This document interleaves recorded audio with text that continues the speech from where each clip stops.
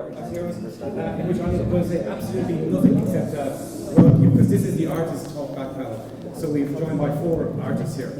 At the very end, Connor from Big Slides again. Next to Neil De Laurentiis, Connor, Casa Cheers, AK, Fight the Games. So artists, talk back.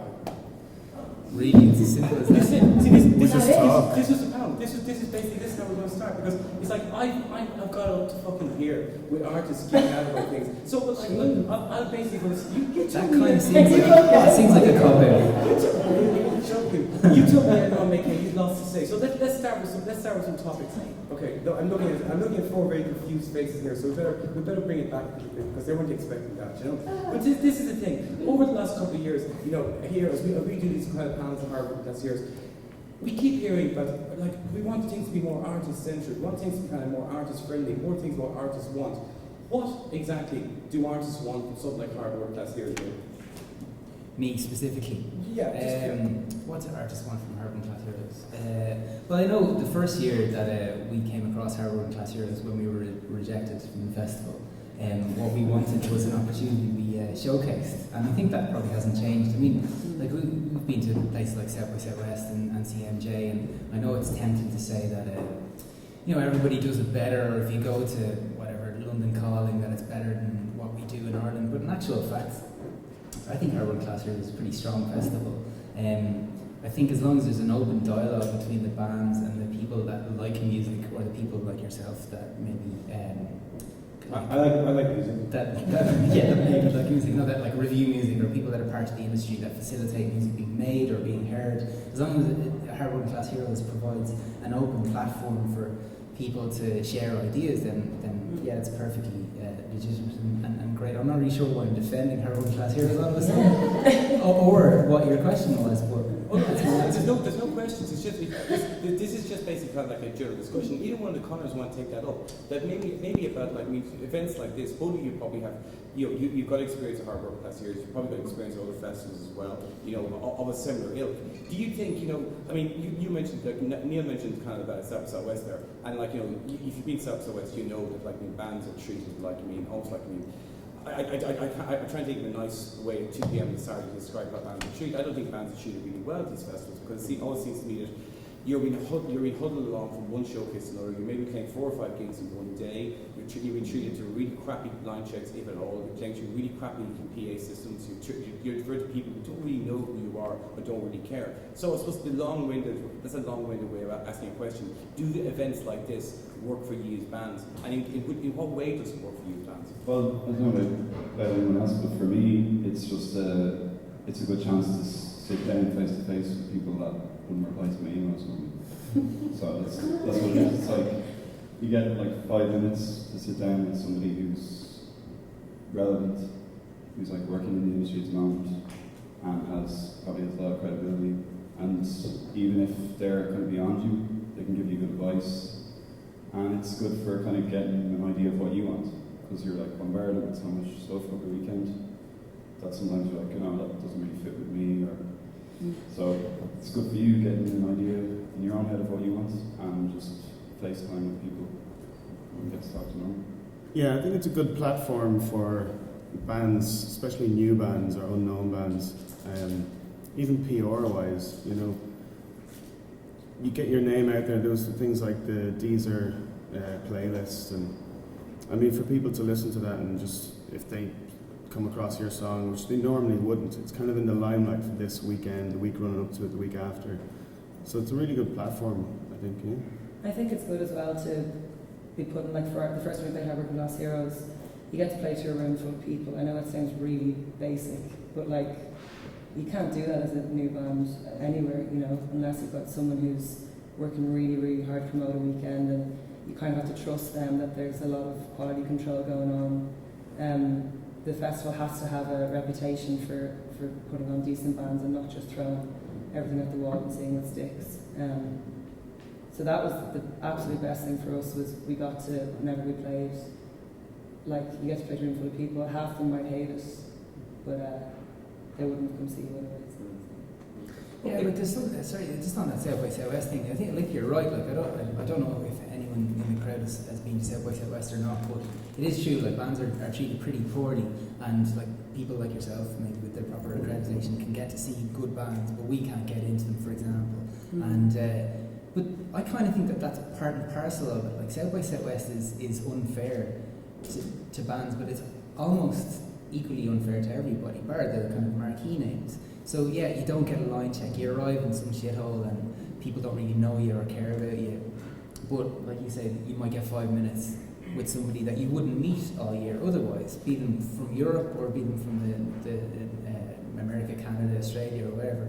Bookers, PR agents, journalists, other bands who you can share experiences with. Yeah. And like it's a leveler. Like, so if you can't pull it off, then maybe you just can't pull it off. And you have to learn how to deal with situations like that too. And that's one of the cool things about Harvard Class Heroes too, is that like you say, like I remember when you did your first big gig at Harvard Class Heroes where there was a lot of buzz and stuff, and it teaches you how to deal with that. How you perform under that pressure where you say like it's going to be a half room full of people who don't know you and maybe they won't like you, but you have to learn how to perform for those people, which is important too. You know? I think as well something like South by Southwest and we play the Irish Showcase there, and they're always as well guaranteed to have crowds at them. But you make a decision if you want to spend however amount of money going to Austin and just play one show. You can't blame. What happened? No, we're just having fun. Go. Okay. You can kind of decide to just play the one Irish Showcase, or you can kind of work your ass off to get other gigs when you're there. So don't come home and complain that you only played one gig and no one that was relevant came to see you. Why would they, unless you get them to? Does it strike the four of you in any way weird that you as band members, as musicians who started out in sheds, garages, bicycle sheds, or school groups, where you started out playing, first of all, there's so much of your time now that's spent thinking about business, or is it only occasions like this that's also for? Like in terms of your headspace, how much time is spent thinking about business? How much time is spent looking for advice on stuff that you never thought of before? Most of the time. Depends, I guess, what part of the cycle you're in, but for us, like at the moment, yeah, most of the time. Again, I don't think you should complain, I suppose, because as you got into, and everyone in every job has to kind of broaden their mind a bit to other things that they wouldn't necessarily enjoy doing. But I'd like to be doing a lot less thinking about. But like, I think that's somewhat misleading the question with regards to like, are you thinking about business? Like, this is what we do, and it's also who we are. Like, this is a vocation, you know. Like, none of the four of us are sitting here as like Gary Lightbody or something. But this is very much a big part of our life. So like, in so much as you're a journalist that's interested in music and technology, that's your passion, so you invite as much information to come your way as possible. We do it out of necessity, because for the most part we make this happen ourselves, you know, so nobody else is going to do it for you. So bands like fall into one or two camps. Anyone can start up a band and you know, get their mates to go to a few gigs or whatever. If you can actually have that thing within you that keeps yourself going when you've got no money or no energy and nobody from the industry gives a shit about you really, but like you enjoy it, maybe there's a small group of people that like your music too. So like, it's not a question of you being obsessed with business or taking up a lot of your time with business. This is what you do, it's who you are. So yeah, you have to know how to do your job.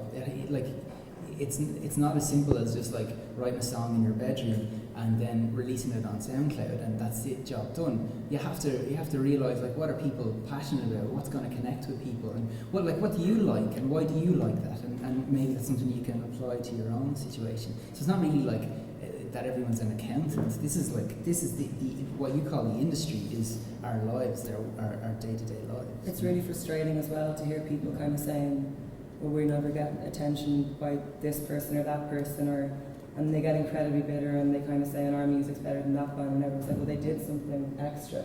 They didn't sit there and go, I'm the fucking best, whatever, I'm better than them. They actually kind of did a bit of, some serious business things, you know. I think if you, like from my point of view anyway, I don't have a label or anything, so I do everything myself. So there's definitely two sides of things where, like, well, yeah, just I don't mean between the four of us, I mean just in general, like in terms of music and bands, that when you don't have a label, it means you have to do all the album, because no one else is going to do it for you. So I think there's definitely two sides to it, and it's hard to get a balance between the two, where one is make good music and the other is try and put it out there. the Yeah, last because word. you can get very jaded and stuff.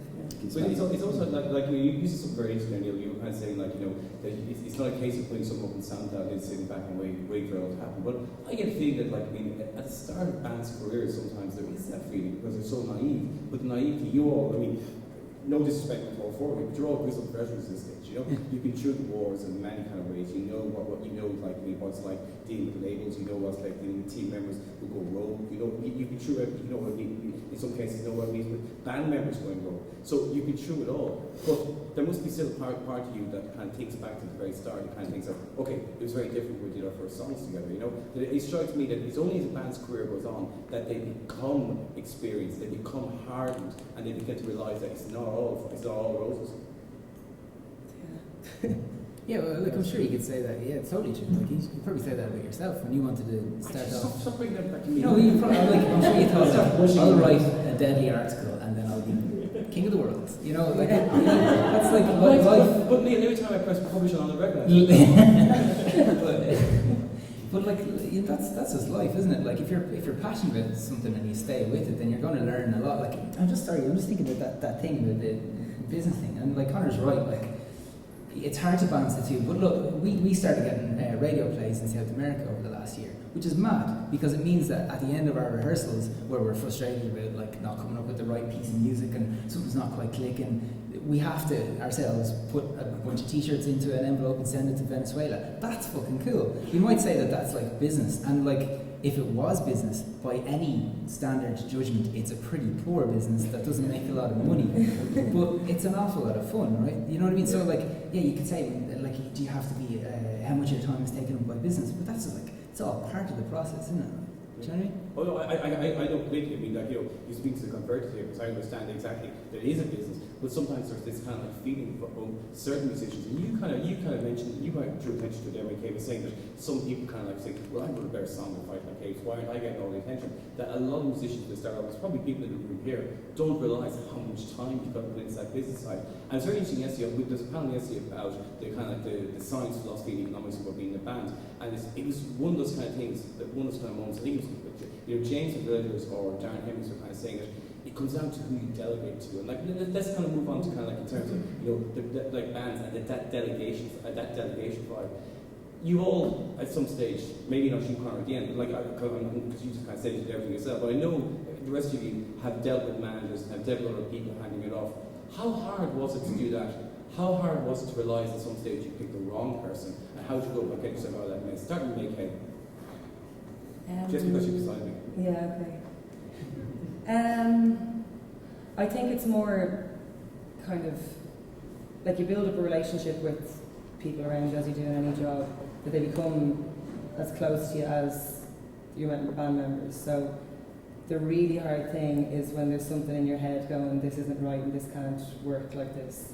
And that for us, like, you know, that took a good while to actually go, like, grow up. This is the business thing that you're talking about. That's the hard thing, is having to say to yourself, this could be the worst decision of my life. And two of the guys in our band had babies, so we were very much taking our time. Yeah. That changed everything. It does. It completely changed everything. But at the same time now, the babies are a little older and... Did they plan at the same time? No, it was an awkward time. But it gave us a lot of time to write, you know, which was great. That's what a band wants to do, you know. Yeah. And we're in the position now that hopefully we have to remind the people that we're out there, you know. So we have to think strategy a little bit, you know. And that So sounds hard to get your cold and mind- very businesslike, but So hard to spend so long writing and then switch yourself into yeah, having to think of PR and... yeah. Yeah, because the writing is a time like when all 4 or 5 band members are together, the outside world is totally ignored, you know, and that's when things kind of, I suppose, can get rebooted. I totally kind of rebooted. I mean, Neil, like, you know, the Laurentians were like a kind of, I suppose, a case history band. We're kind of going from Metallica to some kind of monster territory in terms of breakups, in terms of kind of like, you know, the internal turmoil of the band. You know, but like the last album seemed to have sorted everything out. In terms of what the first question was, in terms of delegation, and maybe bringing in a little bit as well about internal band psychology. Talk us a bit through, like, I mean, why the Laurentians still together. Okay. Well, let's see. We had we had basically everything that could go wrong to a band go wrong. Like, we surrounded ourselves with some people that we probably shouldn't have done, and it took a while to realise what we needed in the people that helped us out.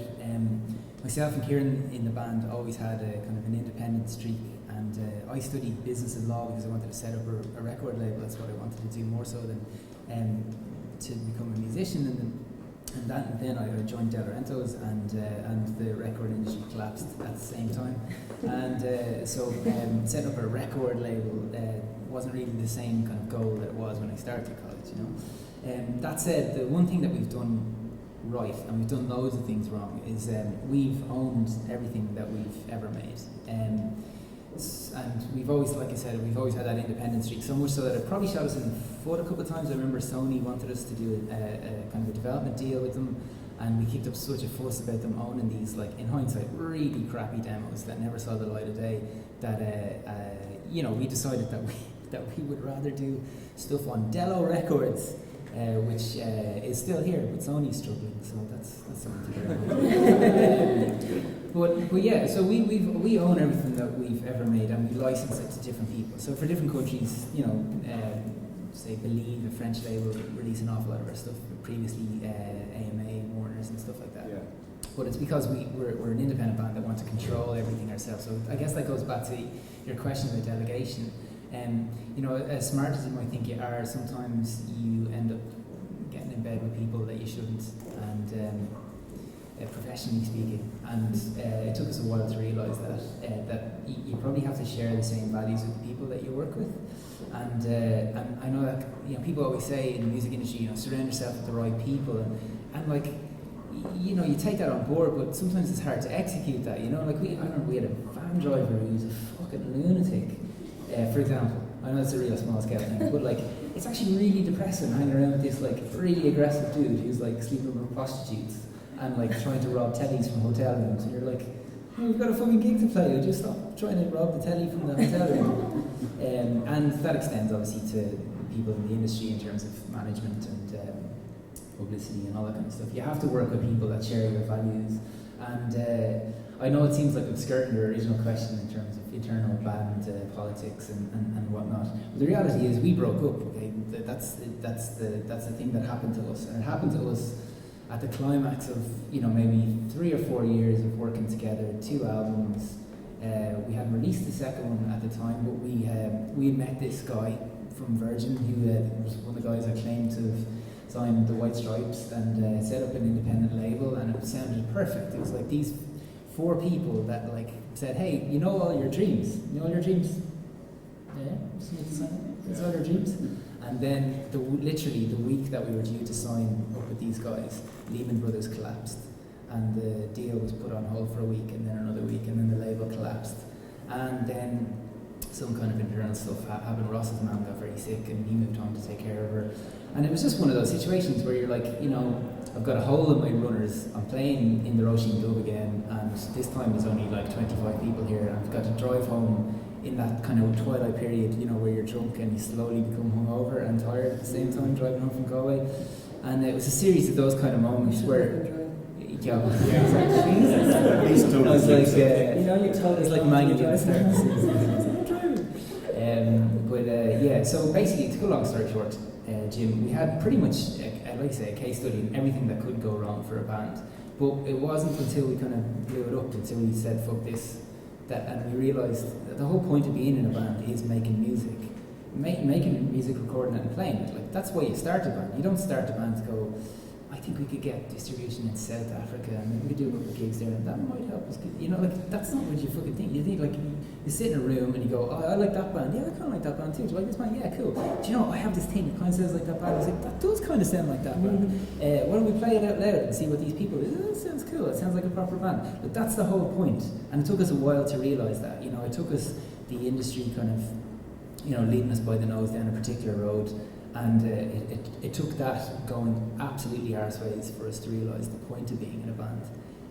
So I don't know if that answers your question, but that's what it does. I mean, it definitely does. It definitely answers kind of the point. Connor, like in terms of Beagles, do you have a manager? No. Do you have a booking agent? No. Do you have tour manager? No. Do you have any crew? No. Okay.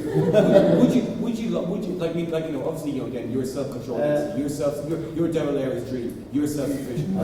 So basically, would you like to Well, delegate? that's kind of the thing, is that's what I like about it, is that I have control over everything. But does there come a time ever, Conor, where you feel like, I want to delegate this? I don't want to be talking to Matthew in Wired about the gig in the Arts Festival. I want someone else to look after, basically, like me. They're getting us to the Roisin Null and back again. You know, those kind of things. Like that delegation, it's a comfort. It's a danger as well, as you've heard from all of the three people. But there must be comfort as well, knowing you can delegate to someone else. Definitely, there is moments where, because you're doing it yourself, you're focused on one thing, so you neglect another thing. And yeah, there's moments when I'd like someone else to help me. But then I'm I can be a control freak and perfectionist and attention to detail. So it's hard to find someone that you trust to do all those little jobs for you, even like on tiny, small scale. I think even when you do trust someone, you can kind of say, like, if the first time you take on a manager or whatever, and you think, yeah, no, I really do trust him, until you actually hand over the reins. And it doesn't really matter, because you don't really let them do anything without you checking with it anyway. So Yeah. I think even if you're a trusting person, you weren't a controlling type of person, it's still so hard to say to someone, right, just book that, even if it's accommodation. I would always have, when we started with our manager, like, check and double check everything. So you kind of felt like there was no point in having it anyway. You kind of let that go a little bit, and then you kind of let it go a bit too far. You stop double checking and stuff, and that's where it all goes. Okay, let's kind of move away a little bit from kind of the delegation side, the business side. I suppose more general questions. Is Ireland a good place to be in a band in 2013? I think it's as good as anywhere else, really. You know, I mean, the record industry is in such a flux now, you know, that, I mean, it's definitely as good a place as anywhere else. You have things like this, Hard Working Class Heroes. I know you can bemoan Arthur's Day, but it was really promoting live music around Ireland. Are you going to bemoan Arthur's Day? No, look. I had my moaning part. I'm partly that. Keep continuing. But Don't I look at me mean, like that part. sorry. I mean, we have the same tools as anyone else, like even software-wise, like Ableton and all these kind of things. So yeah, I think it is. I think it's just hard because I think the ceiling's a bit lower here than it is in Europe or America. So there's only, depending on the type of band you're, there's only so big you can get here. Do you know what I mean? Before you have to go abroad, and you can kind of get airs about yourself as well if you're doing well here, and then go abroad and realise you're dropping the bottom, like, you know. So I think once you just consider wherever you are to just be a base, I think Ireland's as good as anywhere, as long as you don't consider that to be it for the rest of your career, because I don't think you can really make a career. I mean, that's what I meant, like, as a base to learn your craft, you know, it's definitely as valid as anywhere. Okay.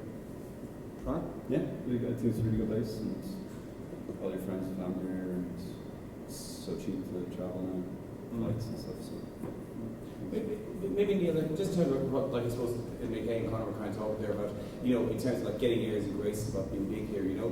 Do you get, like, someone, like, you know, I also want to talk a little bit about the other stuff we do in like Monkey GM and things like that. But like, just in that idea about like airs and graces and kind of like expectations from being big here. Are Irish audiences and, let's say, the Irish industry good at bringing people down to size, or do you think, you know, the whole thing with the Irish begrudgery comes into play far too early?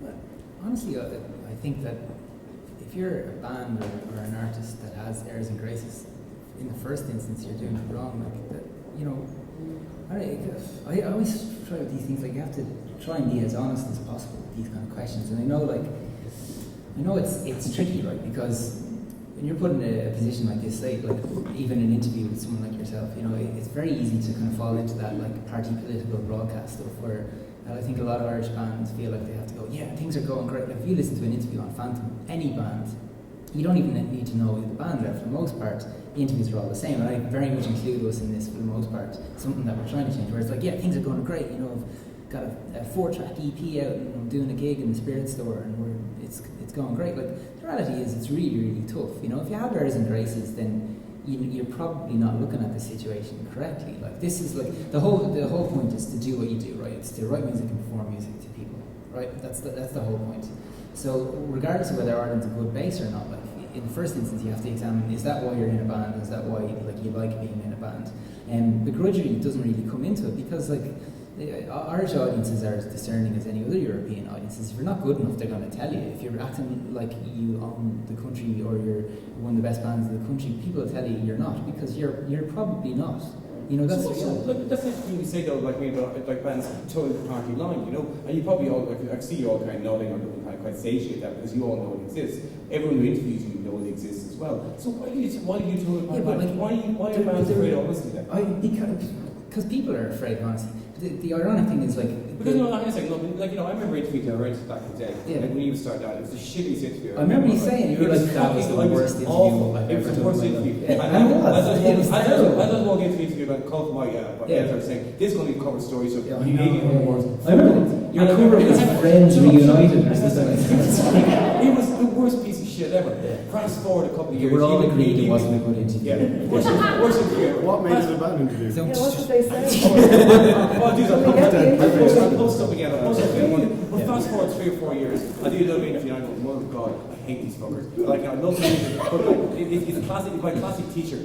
On the front of my classic teacher will be love music, on the back hate bands, especially the renters and interviews. But the second interview was brilliant because you didn't hold back. I really think like, I mean, bands shouldn't hold back. That's a lesson you have to learn, though. That's what we've all been talking about. Like, if you want somebody to relate to you, then be open and honest. Like, you know, I tried to answer that question that you asked, 5 minutes ago about the case study of a band, what can go right and what can go wrong. And I remember you asking that in the second interview that we did, and we tried to be as open and honest as possible because I think that's the only thing that people are really interested in. Yeah. People are interested in the human story. What would I do in that situation? What do you do if everything you've worked for like most of your adult life goes south? How do you react to that? Do you draw a line under it, or you dust yourself off and try again? How does that relate to me in my situation? You know, like, it doesn't matter if you're not a musician. You know, in any line of work, if you read an interview with somebody, and hopefully, like with all of us, you'll get an honest answer to a human situation. It doesn't matter that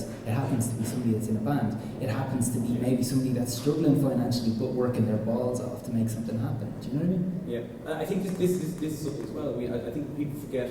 People in bands seem to think that like sugarcoat things sometimes, not realising that you just kind of said that the best stories are the most human stories, you know. But sometimes, isn't there a fear factor where you make that like when you are honest and when you're like that, you're kind of thinking, Jesus, people have certain expectations of us being a band. That comes into play as well. Yeah, I think that's it really. I think that people, I think you sell people short and think, well, if I tell them that we're doing great, they're going to think we're doing great, and then more people will think we're great, and then we'll be a bit bigger.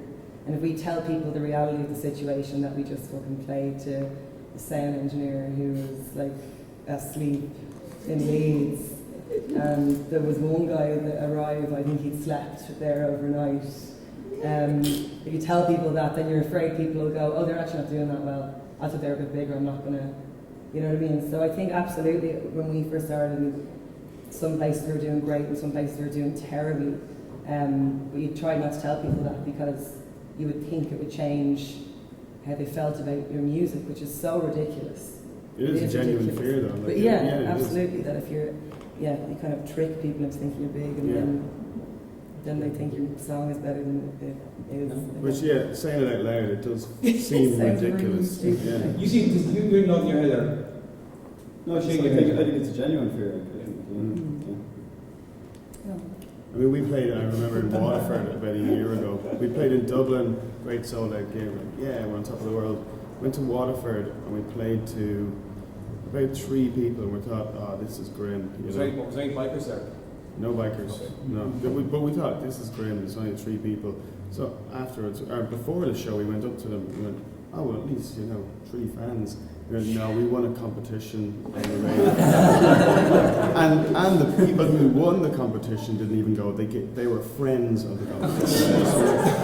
And Conor, you've just proven to me the uselessness of radio competitions when it comes to promoting bands.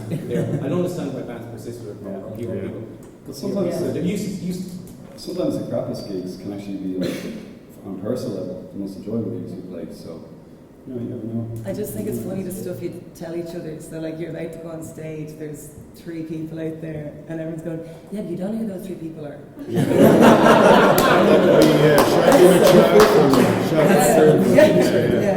Big Dick Records. You justify it in any way you can. Yeah.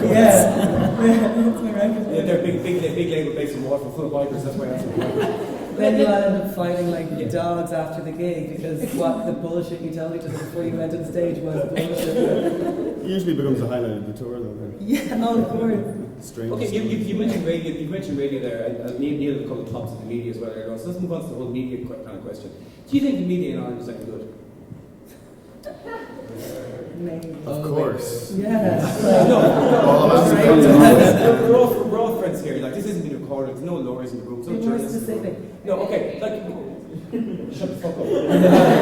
So, like, no, most things, like, I mean, do you say quiet? Do you basically think media have a role to support Irish bands, or is it a case of like, you know, this is kind of like I can tell you for a fact, most people in media think that's bullshit for a fact. We couldn't give a fuck where you're from. Like we'll support you because you're around, and maybe just because it's such a small country, we're going to bump into you inevitably. But only if you're good enough, we're going to support you. When you bands kind of like have your own kind of segments, when you're back in the dressing room, realizing the big records didn't turn up, like I mean those kind of times. Like what do you like? I mean, do you look at the media as a very dishonest thing? Because I look at the Irish media as very dishonest. Because you just like I mean, a lot of times you challenging what you're saying there, Neil, about like, you know, Unfounded, you've got a 4-track EP coming out with sold out Spirit Store. Do you think the media is very dishonest? Do you kind of find it very easy to game the media?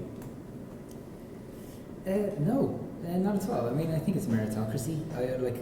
Like you said, like, you know, we've done 2 interviews for you, for example. You hated the first one, you really liked the second one, and it's because the second one was good and the first one was crap. I think that's kind of fair enough. I don't think there are publications, well, like, Come on, man. Fear, like speak loudly, fear not. No, dishonest.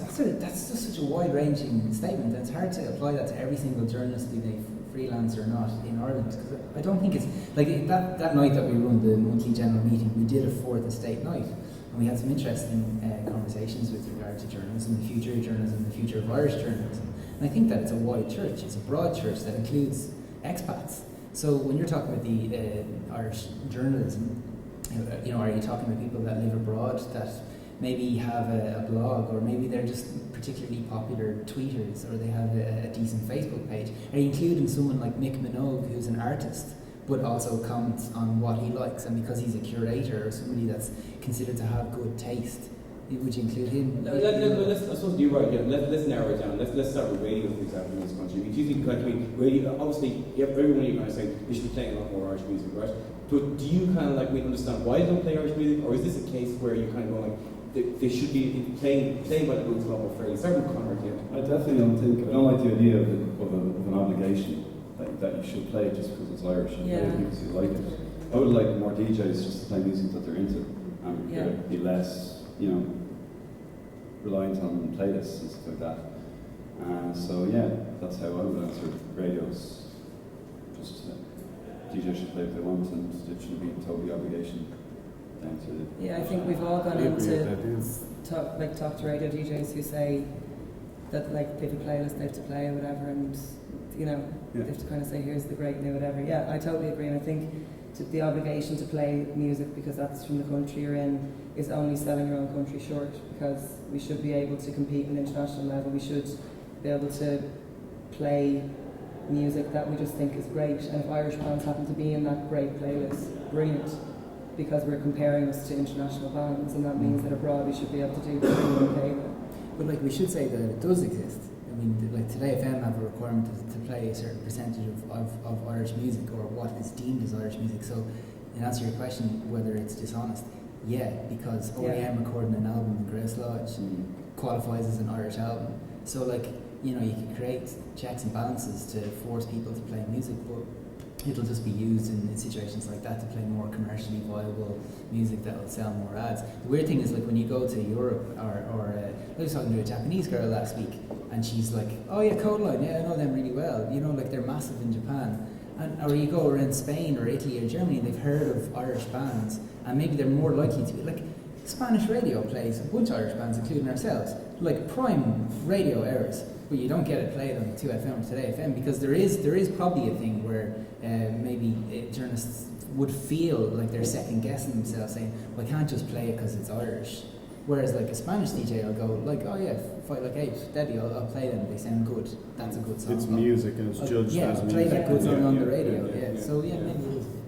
Have you like, I mean, last question then on the media, I mean, have you found this was, like, press people in particular outside of Ireland, like, are they, like, just quick find out what Neil kind of said there about Spanish radio playing Irish stuff, not looking at the geographical barriers where it's coming from. Do you kind of, like, think media outside of Ireland have the same kind of feeling that, like, as far as they're concerned, Fight Like Apes, Castle Cheers, and Biggles, Lies Again, they're all part of the general mix, and it's like, I mean, it's as good as that. It's going back to what you kind of said earlier as well about, like, the best stuff rises to the top. That, like, media outside of here just looks upon you as another part of it. There's no real story about coming from Ireland.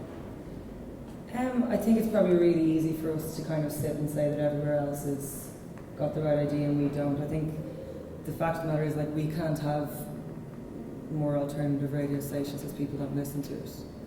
So either the radio stations go under because they've no one to listen to it, or they kind of go into the grey area of being alternative, like as in play Arctic Monkeys B-side and not their singles, you know what I mean? I don't know, I actually can't say. I don't really have enough experience of, like, I've never lived in a place in Europe and been, you know. Well, like you had a show in Phantom. What was that like in terms of Oh, freedom? in terms of what? Freedom to play whatever you wanted. Oh, play whatever I want to, yeah. No one's listening, it's fantastic. No one listens. You know, it's just one of the things, you know? It's one of the things that it kind of plays into what, like, Meg was kind of saying there, you know? There is these grey areas of radio stations operating, and it's really interesting that all four of you are kind of like, you know, you'd be very realistic about this, you know? You're very realistic regarding the media side of things and what can be done. You're all kind of saying things about, like, yeah, they all have kind of stipulations to play Irish music, but, like, they should be behind it naturally. It should come from a good place, you know? I guess, where do people get their music? Do they still get it from the radio? I guess that's a question. If you're into, like, whatever alternative or indie music, do you listen to the radio for music? I don't know. Yeah, I don't know, like, not as much as... if you look at the amount of radio play that, say, the Corona's got on FM 104 and 98 FM, that only serves the health in a big way, you know. So I think people, yeah, I know what you're saying. Like, people get music from different places these days, but I do think that national radio has a huge role in promoting bands. I think where radio is a really good role is that it's almost like the kind of the Real Madrid Galactico approach to football. That, like, when there's a progress already done, when the momentum's building, if radio gets behind it, it goes huge. Yeah, it's like Real Madrid would buy proven stars. Radio will get behind. If, like, I mean, you made your ads picked up to flog bank accounts, or your music's picked up to flog bank accounts, they'll get behind it because they know there's kind of momentum there, you know. I want to kind of turn to the audience as well, get some questions and pointers for them to where we missed out on. One final question, my favourite question to ask any band is, like, going back to the point that I kind of said earlier on, you're all grizzled veterans, you've all been through the wars. If you had a chance to talk to 16-year-old you and give me a little bit of advice, what would it be? Music first, then.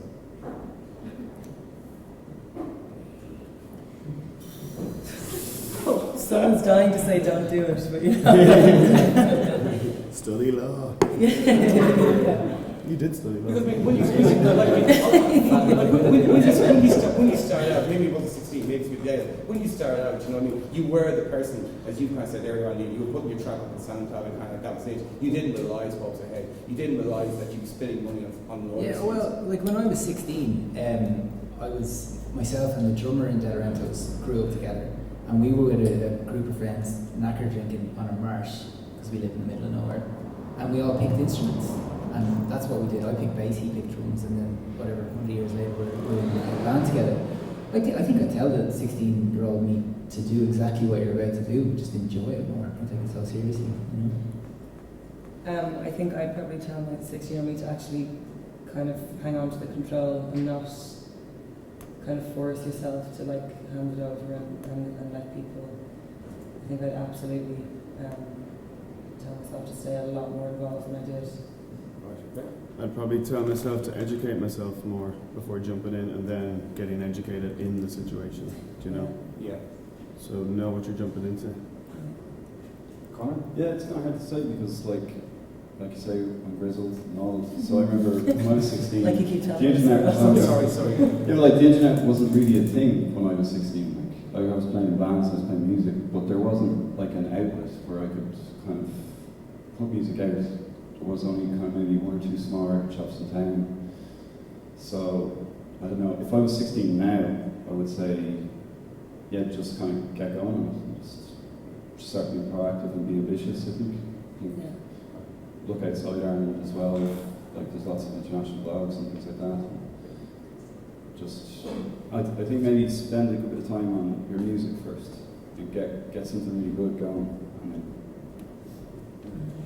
Last question, because I know I have a feeling it's going to come up. I mean, do you as musicians, look upon technology kind of like, you know, it's just you mentioned there, Conor, about like when you were 16, the internet wasn't as much a thing it is now. Right now, the internet technology, it's all there. The reason why I didn't ask it is it just seems natural to me that you have to engage with it anyway, you know? That is this kind of one of those situations where it's your friend, your enemy, does take up too much time? Just talk about it take up too much time now. I resisted it so much, like all that stuff. It felt like it wasn't enough to like spend so much time and so much money recording an album that you then have to give it away for free, and then you have to, and I don't mean of your own, your own idea. I mean that people are going to take it anyway. Yeah. Not only that, but if you're going to do a physical release, your album has to turn into a fucking cyborg, like, bank machine or something for people to think it's worthy of spending a fucking tenner on. Just spent the tenner on. But that's what I got really like bitter about it, and like I hated that it wasn't enough that you would just write and record an album and do your artwork and do that. And then I kind of realised that's just shooting myself in the foot. It's the way it's happening. You just have to embrace it and learn from other people who've done it successfully and just kind of jump into it. Right. I suppose with the whole Facebook and Twitter, I embraced that at the beginning of the band, and I got such a buzz off people. But you had no choice of Facebook. Of course, but I enjoyed it, and I thought, this is great. You're actually getting to talk to people who like the music or don't like it in some cases, and you can actually ask them why. Every time I talk, so the lights go on. I just shut up. So That's pretty scary. Let's go and find out that was. I kept talking to Derry last month. No, it's every time Conor talks, by the way. Someone it's find a like- musket. Yeah. So, I've hired someone to do that. Yeah. Distract. yeah, Stan Oggy. But I suppose what I was saying was, I really embraced it, and then I got to the point where it was becoming obsessive. And you're just checking your emails, you're checking your Twitter, you're checking Tumblr, Facebook, all of this stuff, and it kind of gets on top of you. You go away from it for 3 days, you come back, and it's just this marine of stuff. You're just like, oh god. Yeah. It gets a bit daunting, So that's the need. Yeah. I feel bad then, just because I've read this and I haven't read that, so I kind of have to And what if obsessively that is read that? everything, and then What if that's the most important email? exactly, yeah, it's someone from Sharpie McSharp Records, Yeah. so gotta read that. Neil, in your case, I mean, I suppose one of the things that we established that around for many people was that actual physical magazine you produced as well. Yeah. It seemed to me, and you also kind of the monthly GM as well, kind of suddenly put you on a different creative kind of circuit as well. Do you think the technology is overplayed in some ways because you've had so much success using in real life things, physical coming together as people in real life? Yeah, well, I don't know. You see, that magazine that you're talking about, like, we basically produced a magazine to showcase creative talent in Ireland, and we had a CD. It was basically, instead of getting a ticket to a show, we got this magazine with an EP on it. So it was like there were different shows anyway, they were in churches and stuff like that. But that magazine's available as a PDF, like as a download as well, so we didn't ignore that. Also, in the dark days of the band, we were very honest, and probably too honest, in terms of we told people exactly what was going on, when if we probably had kept our mouths shut, we wouldn't have had this conversation, you know what I mean? Yeah. But we told people, like, hey, things are shit, I'm doing a legger, and oh, someone's doing a legger, but we'll still, none of that was thought through, and maybe it's a good thing, like I think we've always tried to directly engage with people that like the band, and what I was saying earlier on about sending like t-shirts to Mexico or wherever, that can be amazing, that can be an amazing thing, like if you try like what you were saying, the writing process, you spend a couple of months in a rehearsal room, working on stuff, banging out ideas, listening back to demos, wondering what the hell you're doing with your life at all, and then somebody pops up saying, "Hey, this is Dieter von German lad, and I really like your song." And that's a really nice thing. Yeah, I don't think you can avoid it. Like, it's not the be all and end all. Obviously, they're all just tools. You know, ultimately, you have to write music that's good and perform it in a way that's all right to listen to. You know, and that's the whole point. With the monthly general meeting, I set that up with a friend of mine who's a screenwriter. We write together. I've written some stuff for the BBC and RTE, and we kind of got sick and tired of this idea that Ireland's got nothing left, you know, in the recession, that the best and the brightest have left the country, and there's just a cloud of morons hanging around. And I remember we were sitting around, like, having a pint or something, going, I don't feel like a moron, you know. Pretty sure we know some people that are doing some pretty cool stuff, and so, you know, once a month we got a different venue, a different theme, and showcase filmmakers, musicians, people that are setting up businesses, and all of that was like, for the most part, was sourced on the internet, like people that we'd come across, you know, from watching videos online or that kind of thing. And then the last show we did was broadcast entirely. That was absolutely brilliant. Just make a few tweaks. It's not quite there yet, but it was. I'm a big believer in you have to try something and be willing to fail and then try and make that better. You know, so we got the failing part down to a T. It's slightly better. Box that up. Yeah. Connor, the final word to you then, just about technology. Technology? Yeah, has technology, do you reckon, like made it easier for you not to delegate? I don't know about delegate, but it's things I find useful with technology. One thing, the first tour I did around Europe, I put together through MySpace. It's like MySpace Friends, and it's back when MySpace was the thing. But anyway, yeah, so I wouldn't have been able to do that before there was internet. So that's technology. Then technology for recording is like we've a home studio now. We can record our albums through that. That's like technology advancement. Then internet with music is different because I find like there's sort of an anxiety with it's changed my listening habits a little bit. Like Spotify is amazing, but I find it hard to focus on one thing because I'm like, that other amazing albums over there, we should listen to that. And it can change your listening habits in that way. So I don't know. The focus on the album, you're halfway through an album, you're like, oh, the other one's out. Yeah. I just don't like this Find now that for that reason. really Yeah. unnerving, like, and unsettling. You kind of have to purposely not do that. Yeah.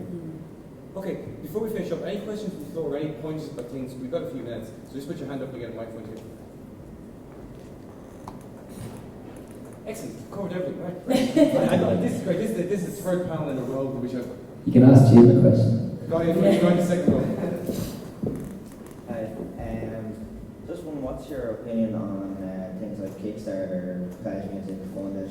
Because it seems like a good idea, but I've heard of bands who, I think Mojo Fury, they're doing it at the moment, but they were saying they're doing it for their current album, but they don't like the idea of using it in the future because they don't want to feel like I think it's like their fans owe them something before they release music, or that kind of idea. I don't know, maybe some people love the idea and some people just don't like the idea because they're not used to it. This one, what's your opinion on it? Okay, Dean, I suppose the fund it yourself models. You probably got the most experience with it, right? Yeah, I think it's amazing. We were totally kind of dead in the water. We'd no options really. It seems people say like go and meet record labels or go and meet whatever. That's so easy to say and so hard to do. The whole point was being on our own, was to be in control. Any label and manager, anyone that was involved with us wanted to be involved creatively all of a sudden, which is bizarre. The only people who never tried to get us to sound any different or change what we were doing is people that bought our albums and came to gigs, like your fans. So we didn't go into anyone's wallets and take the money out ourselves, and we didn't claim to be getting it for anything that we weren't. We asked people if they wanted to hear another album, just buy it in advance. If you want to get some very cool stuff, buy that in advance. I got so much negativity about it. And to be honest, like, I'd like to be really fair and say, and I don't understand it, like, I really don't, because there's anyone who put that money forward is absolutely their decision, and we worked our asses off to get it as well. And I don't mean just during the campaign, I mean for the last 6 years since we've been a band. was all building, and that's what it was. You don't get to just do that out of nowhere. You know, you have to have a base there that you worked really hard for already. And I just think it takes that bit of power away from the guys sitting there knowing that they have bands at their feet and they can ask them to change their music and they can ask them to change where they look or change where they're writing. Funded Kickstarter and Pledge, I mean, they can't do that. That we always like have an option to do it ourselves, so great. That kind of brings up another interesting question regarding, you know, where the money is coming from. You're kind of saying about like when people looking to kind of take creative decisions, we shouldn't be anywhere in an NASA's war of creative decision. Like, did this is something that's kind of come up yesterday at the brands and bands kind of panel as well. Just that he who calls the piper calls, he who pays the piper calls the tune. That suddenly you've got brands. One you mentioned, Artist Day, and like Guinness, and there's suddenly these kind of sponsors coming in, and the balance has kind of changed a little bit. You're very vehement there. Like when you went to the fans, they weren't asking you to change. So is this something that all of you have kind of seen more and more, that as traditional sources of funding are turned off, as record labels are turned off, as the money you may be getting from live gigs is going down, that when you're getting involved with brands, that sometimes the relationship is a little bit skewed? It can be, yeah, definitely. I mean, I know with us, we were kind of coerced into being a bit more radio friendly, say, and what that means, you know, like we didn't really go with it, to be honest, but I mean, they tried to convince us, you know. They being label manager? Well, yeah, label, you know, and I mean, from their point of view, they're giving out some money for this and they want to see a return, you know. And we're showing them, well, here's this song we did. And they're going, well, I can't see Radio 1 playing that, you know. But you're like, well, you signed us. You know what we were like before we signed. Yeah. So why would we do it differently now? There's nothing worse than if you worked on something and you give it to someone and you're really excited, and the actual words, well, Radio 1 aren't going to play that. Yeah, it's You're like, that's depressing. what am I supposed to do with that information? Like, Yeah. go and rewrite it. But we didn't write it for Radio 1 either. Do you know what I mean? I don't know how to do that. No. I don't know how I would I begin. think it's just at the moment just had loads of house beats to get disclosure remix. That was very good. What about you, Neil? Any thoughts on kind of like that sponsorship side? I mean, Just in terms of artists, so there was it's kind of around the same time as the Arthur Guinness Creative Awards, and there was Artist Day. You know, the grants thing. Yeah. and Pop Kalinen got the thing to build their rehearsal performance thing. So, is there a difference between them giving you money for, you know, creative awards thing and bands getting paid for artists? It's like, to me, they're very similar things, because you're going to use the money for your band if you do an artist day, and the creative awards thing is kind of, you're going to use it for your band as well. I don't know. Like, you know, so are you advertising Guinness by doing, you know, the sort of creative awards thing was done on social media, and you were to get votes and stuff like that. So are you advertising Guinness as well at the same time as doing it? You're all looking at me. The art that literally nowhere else. The problem is the room is needed for another panel. I think the Art Against project thing is very interesting. I mean, I'd like to kind of, I suppose, get your views on this. You know, that I kind of felt that it was a superb marketing campaign by Guinness to get all these artists and cultural practitioners doing free social media PR for Guinness with no guaranteed return. If I was to turn to 4 radio stations and say, like, look lads, Guinness is going to sponsor it, they go, great. However, we're going to have a competition. You've basically got to go off and get the most Facebook likes, the most tweets and retweets. All the radio stations go, would you go away and shite? But yet, I saw the entire artistic and cultural communities of Ireland, who it seems to be anyway, take over my social media timeline, everyone else's social media timeline, whoring themselves out for Guinness. And what you said, Colin, is true. There's no difference whatsoever from getting paid 10,000 euros for playing an Artist Day gig Guinness in the Keys and getting 10,000 for Arctic Guinness projects. However, there's a huge difference between getting 10,000 euros for playing a gig for Artist Day in Roisin Dove versus spending weeks pouring yourself around for Guinness with no guaranteed return. That's the thing. That's a huge difference. I mean, I think anyway. But from a band's point of view, it doesn't matter where the money comes from. It doesn't matter where the money comes from, but there has to be a guarantee of money surely before you start flying the flag for a brand. Or am I wrong? I think it's a big ask. I mean, like something like Pop Kalinen or Golden Plek, another one that got the funding for it. I mean, like with anything in life, like, It's just what it means. It means just what the end. well, you balance it up. I don't think it's ever going to be black and white. I mean, you always have to, like, sacrifice something. And I would imagine very much so. I don't think Popsicle Island or Golden Deck or any of those people are too, like, that they want to go and promote Guinness. But I'd say they kind of went, so what? We can do amazing things with this money. We can do amazing things with that studio. And promote our own bands our own way. But we do need to do this little thing first to get to that. So, With I mean, what I think- music launch?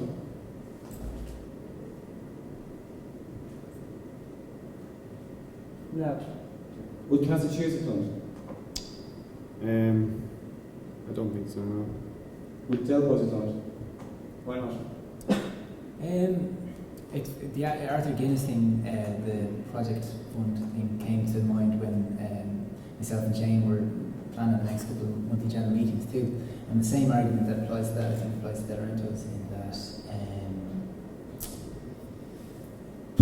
it's a tricky one because they're not only judgmental either. Like I can totally understand why people Yeah. would put themselves forward for it, and more luck to them. You know, like it's patronage. It's been happening for hundreds of years. You know, I'm sure Michelangelo and Leonardo da Vinci had to jump through hoops to get money from merchant princes back in the day. We know they did.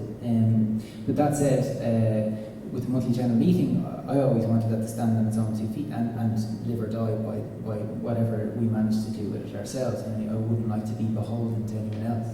And there are times in a band's life where you have to be pragmatic, but there are also times when you have to. It's a tricky thing, right? And I really don't mean this to be judgmental at all. But for us specifically, I suppose, the idea of being in a band is that you espouse maybe certain virtues is the wrong word, but we do this and we have our own record label, we do it on our own terms. If I'm promoting something day in, day out for 4 weeks, I want it to be something to do with us, not to do with Diageo, right? That said, there's some people that I loved that applied for Arthur Guinness, and I'm glad that they got money and they're brilliant, and more luck to them, and I hope they get more money from more people down the line. Like my whole attitude towards sponsorship has changed because, you know, when we first started the band, we got offered money from Puma, we turned it down. We got offered stuff from McDonald's, we turned it down. And I'm glad we did, because it would have been the wrong choices for us as a band, as an independent band. But, you know, our last album did well, relatively speaking, but, you know, it didn't make us a living. You know, being in a band, for the most part, doesn't make you a living. It's a thing that you do because it's who you are, you know, and I don't think it's right to judge people for doing Arthur's Day, and I think it's really easy for Mike Scott to write a song about it. You know, fair play to him. Like, he doesn't have the same problems any of us have, or any of the bands that play the Arthur's Day. So, like, I wouldn't even think twice about that. But I can totally, it's a classic grey situation. It's not black and white. You're right in so many ways. You know, bands not being treated well, bad equipment, no sound checks, crowds that aren't really interested in them because they don't know who they're going to see in the first place, all that kind of stuff. It's true. And then on the other hand, you might have a band that go, well, you know, I can't make rent for the next 3 months, but this is going to help. And I know that sounds melodramatic, but in a lot of cases that's true, in particular if they're doing it full time. Or it could be as simple as, like, I'd really like to get 2 songs mixed by a great remixer on our new album. I can't afford it. If I do this corporate gig, I can afford it. You know, things have changed. So, like, I don't think either the Arthur Guinness Project or Arthur's Day is a black and white situation, which is ironic. That's what's Connor. So we did Arthur's Day, but I wouldn't do the creative projects just from a purely practical reason that there's a threshold for putting things up on Facebook and trying to get people to gigs. The amount of time I would have to spend updating and getting people to do it just wouldn't have negated any benefits. I'd like to thank, huge thanks to Connor, Neil, Connor, and May Cave. Thank you for the first.